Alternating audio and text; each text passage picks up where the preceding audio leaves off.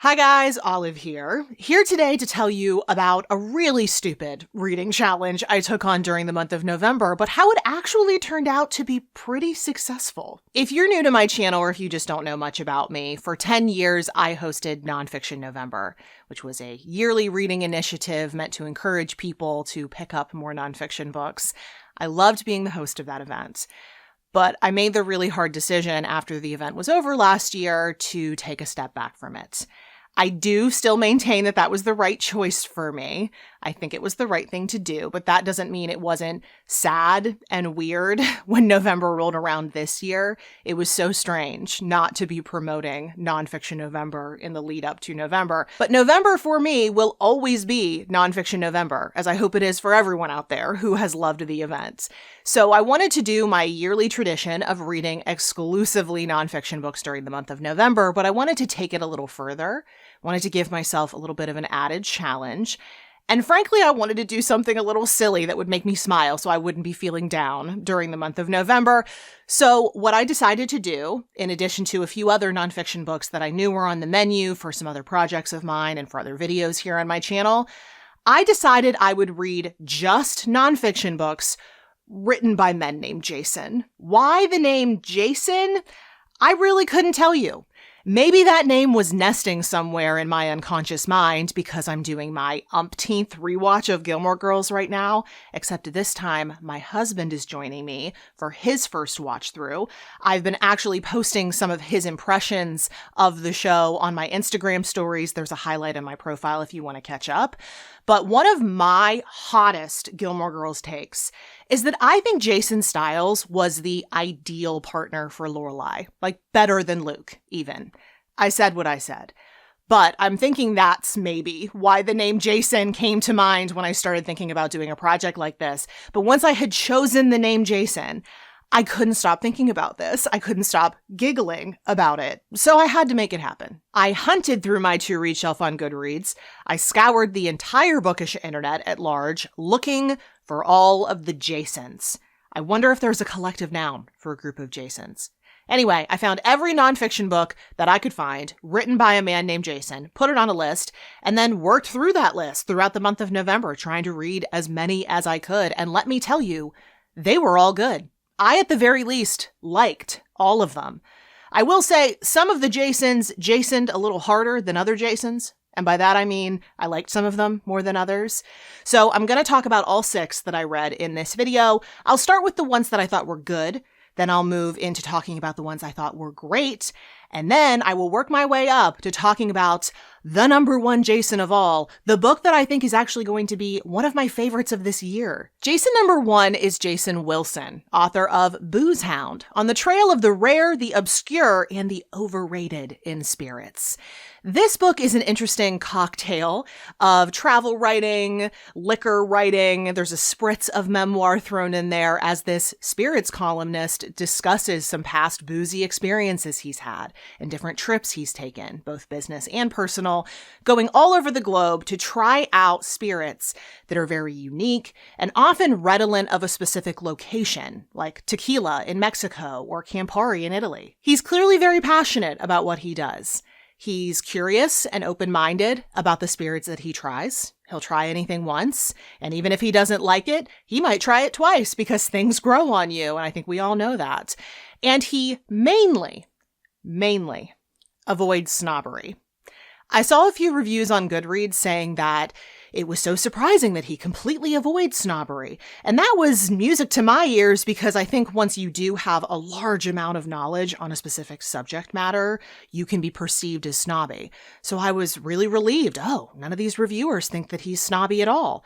But I was so confused how they could still feel that way when there's a big chunk at the beginning of this book in which he's railing against flavored vodkas, like ranting and raving, cannot stand how many flavored vodkas there are on the market. Some of them he deems acceptable, like vanilla vodka, for instance. But all the rest he thinks are superfluous. There are too many. Vodka companies have taken it too far. It's actually kind of funny seeing how upset he got about all of this because this was clearly written in the late 2000s because this was published in 2010. And that was just a fad at the time. Like, you'll go to the liquor store now and see some flavored vodkas, but it's not anywhere near what it once was. It's just not as much of a thing anymore. But that's just what was popular at the time. And he spits so much venom at the flavored vodkas in this book. I just don't think it was necessary, because it was going to run its course. And also, I think it conflicts with the open-minded spirit of this book, I guess you could say. It just wasn't that deep. Also, on Thanksgiving, I mixed some caramel vodka that I had left over after I made a fall sangria. I mixed that with a little bit of high-quality apple juice. You can pry that drink out of my cold, dead hands, because that was a caramel apple in a glass, and it's my new favorite thing. But there were several spirits mentioned in this book that I had never even heard of. I would love to try them, but I'm thinking it may be a tad challenging to hunt them down here in Pittsburgh, Pennsylvania. In fact, when I went to make one of the really cool recipes contained within this book, the Nouveau Carré, I think that's how it's pronounced, I made sure that the ingredients I needed were at the liquor store. I checked their website before I even drove over there. But then once I arrived and I asked the employees where I could find said ingredients in the store so I wasn't just wandering around aimlessly, they looked at me like I was on another planet. They had never even heard of these things. Overall, I thought this was a pretty decent book. I liked the way he writes about spirits. It made me excited to try some new things. And I also really like that there's this subtle thread, very subtle thread, running throughout the entire book about how taking a sip of a spirit or a cocktail can transport you back in time to when you first tasted it or where you were when you first tasted it. Taste is tied to memory, as I think you know, and I can definitely confirm, because if you mix cheap tequila with Sprite, I am taken right back to a dingy bar in St. Petersburg that doubled as a laundromat. Good times. This was a 3-star book for me, which is normally one that I would look to get rid of after I'm finished with it, because I normally don't reread 3-star books. But this one is going to be the exception because there are so many good recipes in here. I want to try more of them. So I'm keeping this for the recipes. I'm going to move this to our dining room where our bar is so I can make more of these cocktails in the future. But since I mentioned Pittsburgh earlier, I will move on to the next Jason, who in his book told a little known story of the city from the mid-20th century. And that book is called From the Furnace with Love, the multi-generational tapestry of Shirley Cavanaugh by Jason Kieran. I'll first note that I read pretty much the entirety of this book in the waiting room of the emergency vet. Our elderly tortoiseshell cat was vomiting like she was trying to get casted in The Exorcist.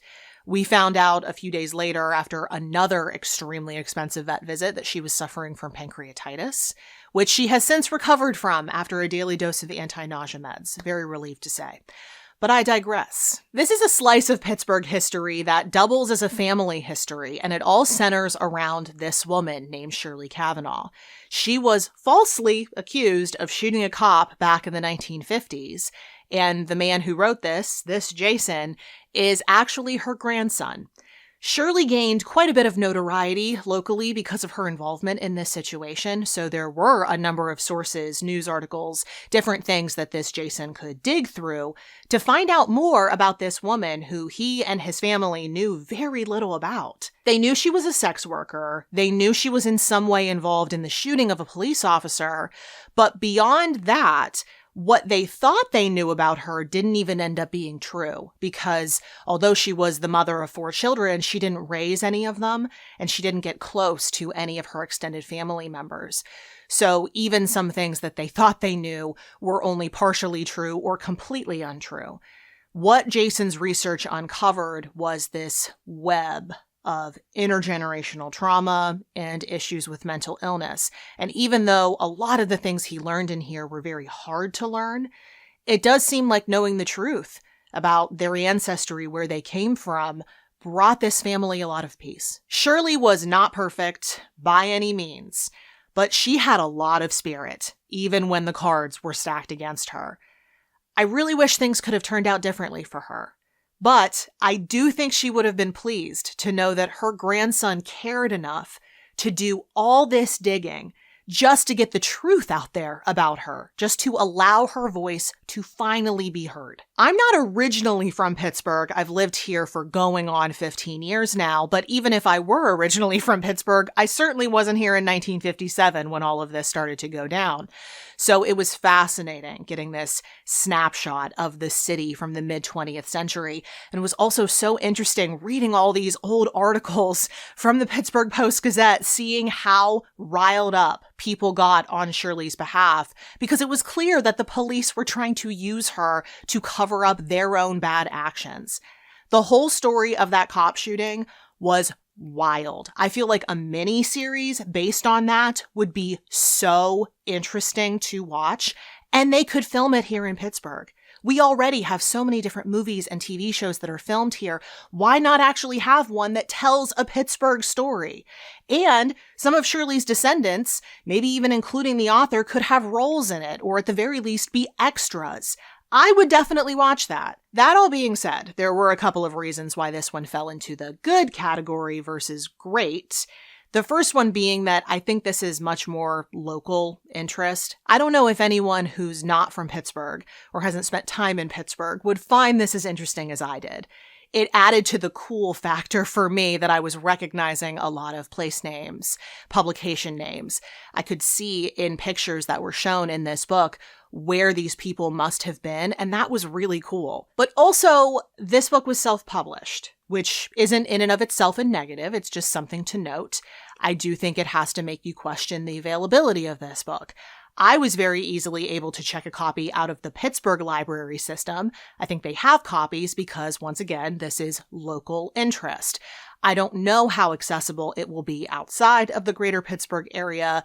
If you wanted to read this, you would probably have to buy a copy, probably off of Amazon. But even though the quality of the writing was pretty good, he had an editor and it showed. I liked the writing in this book.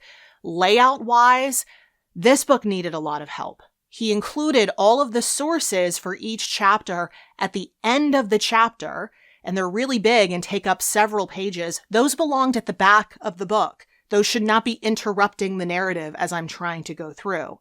And also, a lot of the photos and articles that he chose to include are so small on the page that you can barely read them. Felt like I needed a magnifying glass as I was sitting at the emergency vet. But now we're going to go up a notch and talk about the 4-star Jason books, like Blood, Sweat, and Pixels, the triumphant, turbulent stories behind how video games are made by Jason Schreier. Now, this Jason is a very big deal within the video games industry. He's not the only video games journalist out there, but he's probably the most well-known and certainly one of the most important ones. He's been doing this for a really long time. He really knows what he's talking about. This was his first book, and it's essentially a collection of stories about how difficult, read impossible, it is to make a video game. Someone early on in this book says that making a video game is kind of like making a film. If every time you went to make a new film, you had to build an entirely new camera.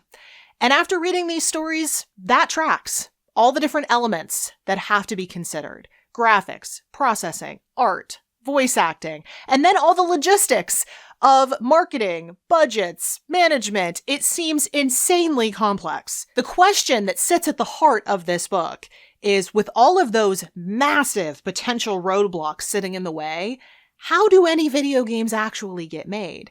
And we as readers have that question in our minds as he's telling us the stories of a dozen or so games, including very large-scale ones, multi-million-dollar projects from AAA studios like Uncharted 4, Diablo 3, Destiny, to very small-scale indie productions like my beloved Stardew Valley, and then even on to unreleased projects like Star Wars 1313. And what you come to realize is that he's right. Video game production seems like a nightmare. What we get in this book are only high-level overviews of these situations. He's talking about too many different games to be able to go too in-depth about any specific one, and still, some of the stories are jaw-dropping. It really does seem like the passion that employees of these studios have for games, for what they're doing, is what pushes them through the hard times. all the extra hours they're expected to work, crunch as it's known. The boom and bust nature of the video games industry is definitely hinted at in this book, but if you're interested in that, he does go a lot deeper into that topic. He talks about it on a more personal level in his next book, Press Reset. Now that I've read all 3 of his books, I have pretty comfortably arrived at my opinion that I think he's at his best when he's writing these more bite-sized histories versus a really in-depth expose. Because I think what he writes in this book more closely resembles what he's used to writing. Articles for video game websites.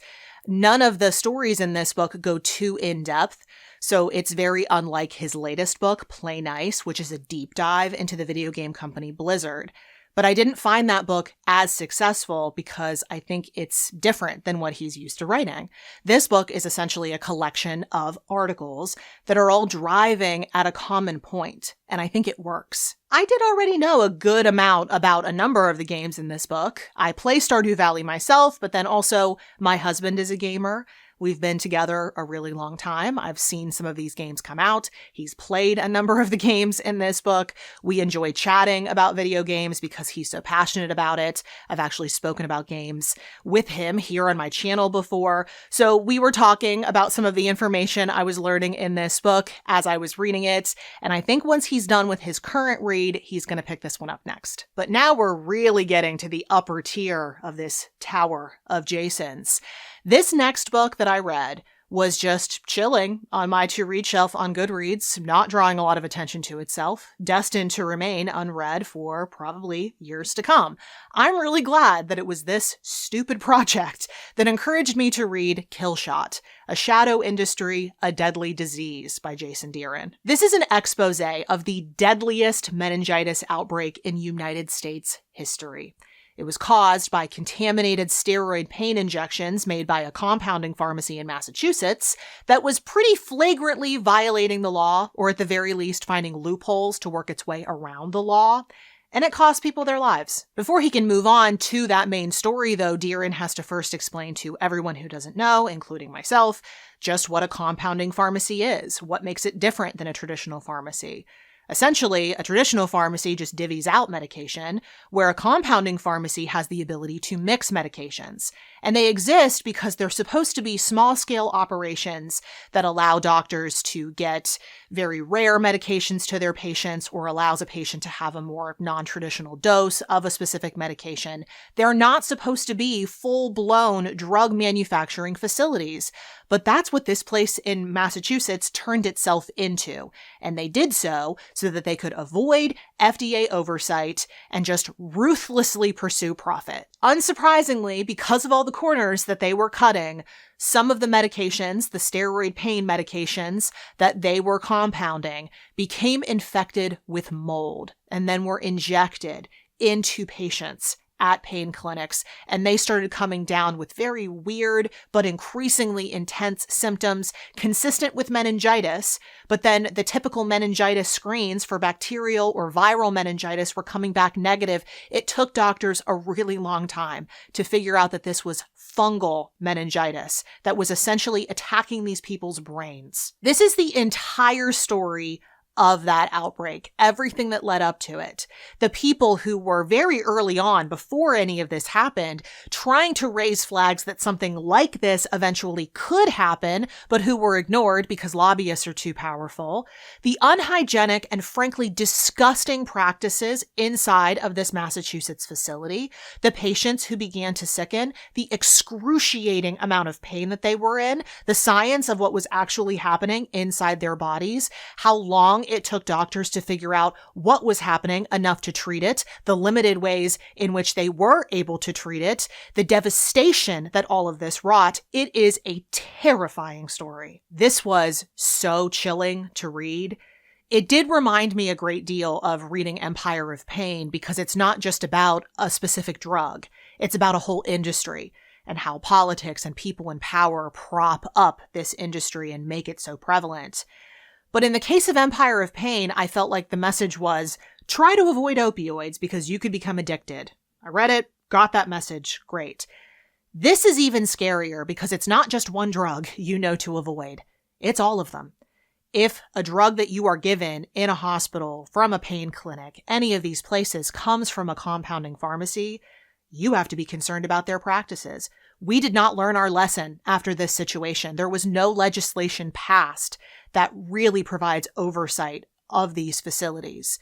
So now you got to be worried about every drug out there. But the storytelling within this book was riveting, even as the story itself was infuriating. Again, if you liked Empire of Pain, I can recommend this one if you're in the mood for something similar.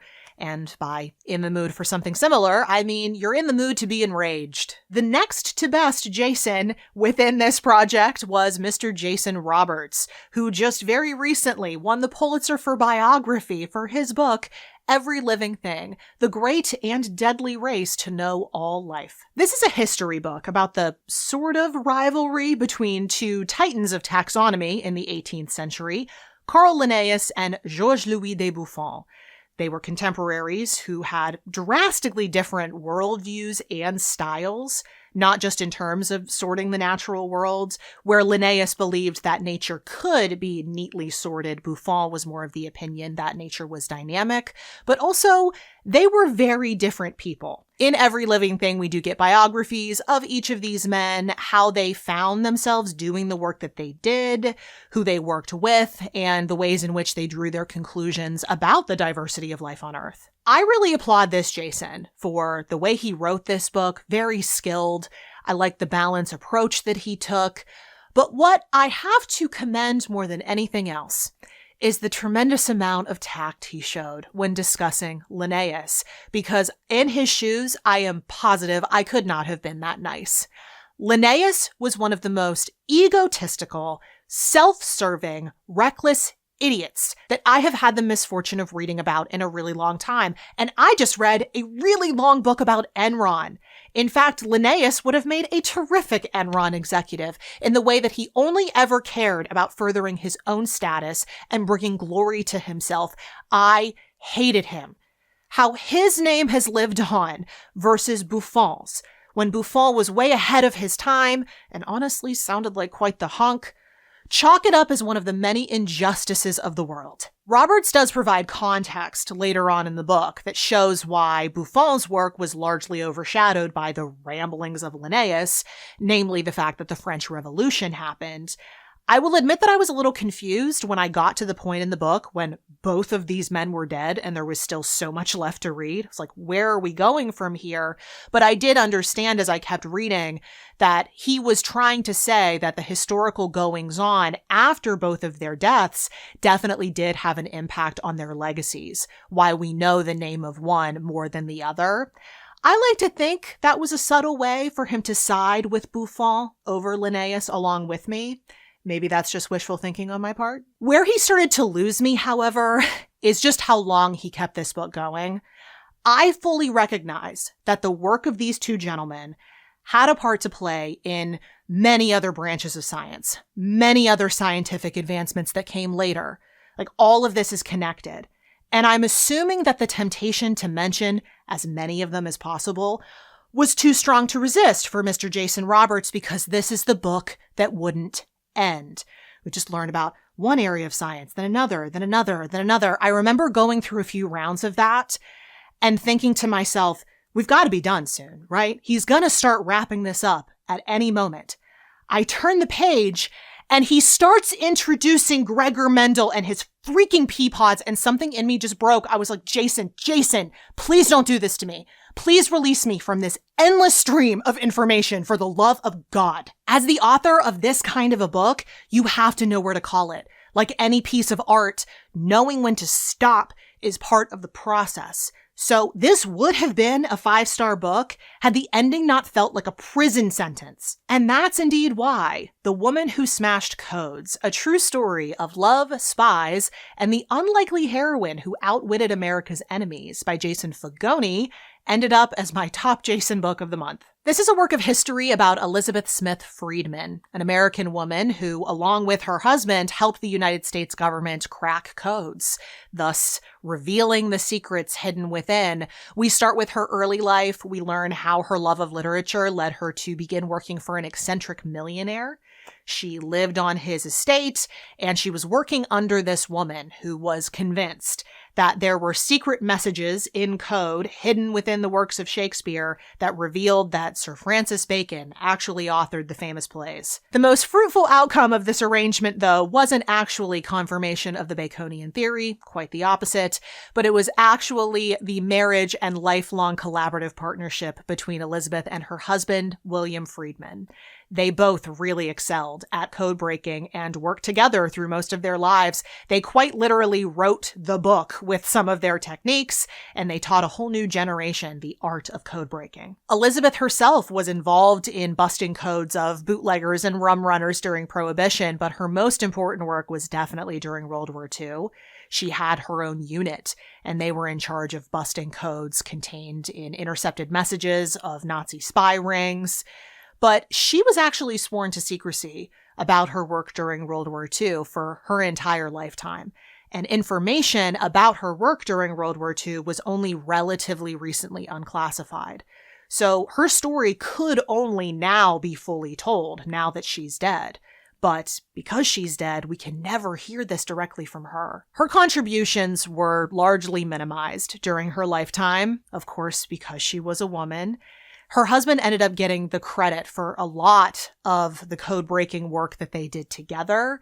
Even though they were really collaborators, they behaved as equals. He was always more well-known. He was always better paid. She had to beg for resources during World War II. Even though she was doing this hugely important work, she was always underpaid, although William was as well. They always struggled financially.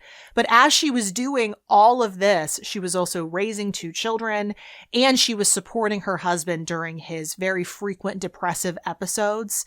And while she was doing that, she was trying to keep that very stigmatized condition as private as possible. I found this to be an enthrallingly told story of an incredibly inspiring woman. I think the storytelling was lively, it was captivating, and most importantly, it was so respectful of Elizabeth and all of her contributions to American society.